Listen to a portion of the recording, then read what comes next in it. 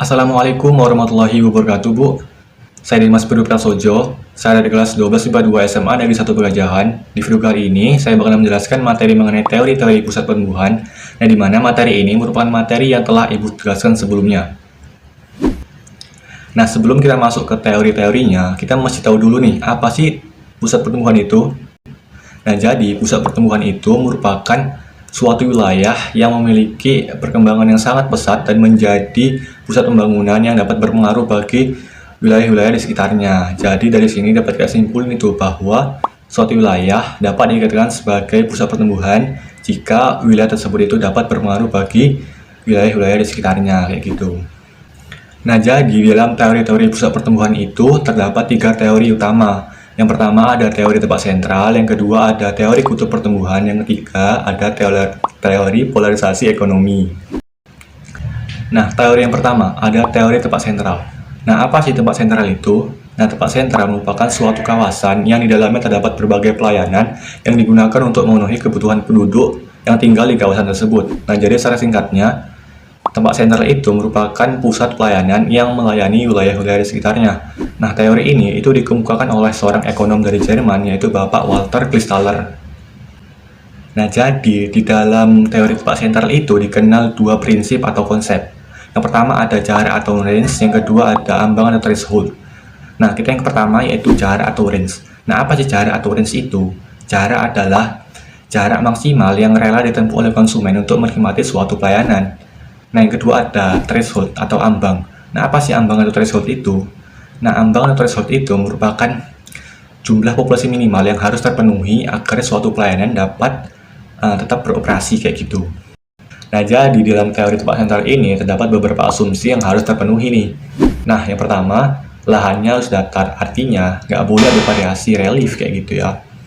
Nah, yang kedua, populasinya itu harus merata, artinya nggak boleh ada kepadatan penduduk yang terfokus pada suatu wilayah. Nah, yang ketiga, sumber daya alamnya itu harus merata dan juga seragam, nggak boleh nggak seragam. Nah, yang keempat, kebutuhan dan daya beli yang juga seragam. Jadi, kebutuhan dan daya belinya itu harus seragam, jadi nggak boleh nggak seragam. Nah, selanjutnya ada pasar. Nah, pasarnya itu harus pasar persaingan sempurna, artinya nggak boleh atau nggak ada yang ingin untung dan juga nggak ada yang ingin rugi. Nah, yang terakhir ada sikap rasional. Nah, apa sih sikap rasional ini? Nah, sikap rasional ini merupakan suatu sikap kayak gini misalnya.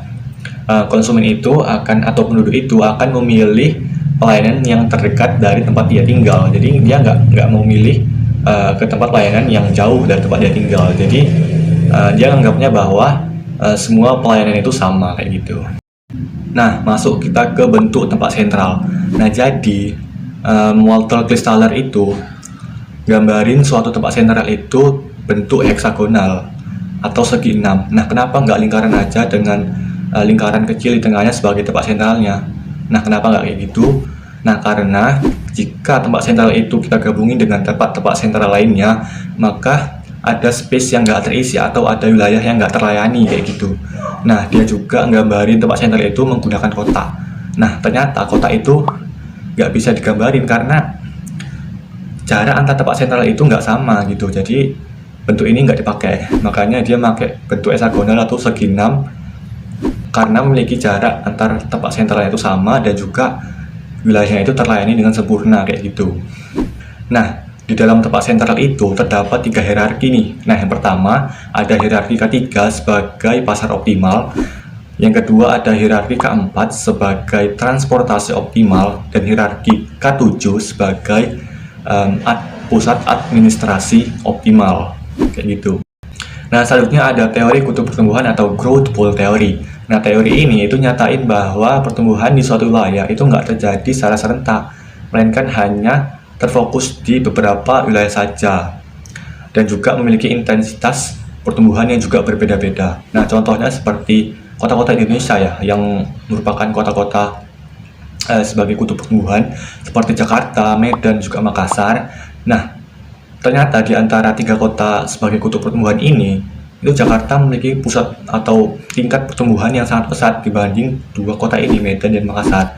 Nah, hal ini itu sudah dapat menjadi contoh bahwa suatu wilayah itu nggak pertumbuhan suatu wilayah itu nggak terjadi secara serentak, melainkan hanya di beberapa wilayah saja dan memiliki intensitas yang juga berbeda-beda.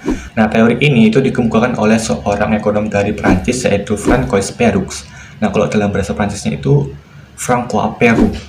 Nah, selanjutnya ada teori polarisasi ekonomi. Nah, jadi teori ini itu nyatain bahwa pemusatan tenaga kerja, modal, pelayanan pada suatu wilayah tertentu itu akan menyebabkan keterbelakangan pada area rural dan juga nyebabin kesenjangan wilayah. Nah, teori ini itu dikemukakan oleh ekonom Swedia, yaitu Bapak Gunnar Myrdal. Nah, jadi pertumbuhan pada wilayah yang berkembang dengan baik itu akan mempengaruhi wilayah di sekitarnya yang kurang berkembang. Hal ini itu nyebabin dua efek atau dampak. Yang pertama ada spread effect. Nah, apa sih spread effect itu? Nah, spread effect itu biasa disebut juga dengan efek sebar atau dampak positif. Nah, yang kedua ada backwash effect. Nah, backwash effect itu merupakan dampak negatif atau yang biasa disebut juga dengan efek serap. Ya, efek serap. Nah, kita masuk ke contoh dari dua efek tadi. Nah, kita masuk ke backwash effect atau dampak negatifnya, atau efek serap gitu ya. Nah, contohnya kayak mana? Jadi, ini penduduk desa yang produktif, artinya dia memiliki keahlian tertentu sehingga ia melamar ke suatu perusahaan di kota, jadinya ia merantau ke kota. Nah, jadi desa ini kan kekurangan tenaga kerja yang produktif, jadi ya desa ini bakalan kayak gini aja, nggak maju-maju gitu. Nah, hal ini berbanding terbalik dengan kota yang makin maju, jadi desa kayak gini aja dan kota makin maju. Nah, kayak gitu itu contoh dari backwash effect-nya. Nah, contoh dari spread effect-nya kayak mana? Nah, jadi kan penduduk desa itu kan merantau ya ke kota dan nyebabin kota itu makin maju. Nah, kota yang maju ini kan nggak mungkin kan, nggak mempengaruhi wilayah-wilayah di sekitarnya gitu. Ya pasti wilayah di sekitarnya akan ikut maju juga kan. Jadi itulah contoh dari spread effect. Artinya memiliki efek sebar kayak gitu ya. Jadi efek sebar, yang lainnya juga ikut maju kayak gitu. Nggak mungkin nggak maju kayak gitu ya. Demikian Bu yang Dimas dapat sampaikan mengenai materi kali ini, yaitu materi teori-teori pusat penumbuhan. Semoga di tugas yang Dimas sampaikan ini dapat memenuhi kriteria yang Ibu inginkan dalam pemenuhan tugas kali ini. Dimas akhiri, wassalamualaikum warahmatullahi wabarakatuh, dan selamat sore Bu.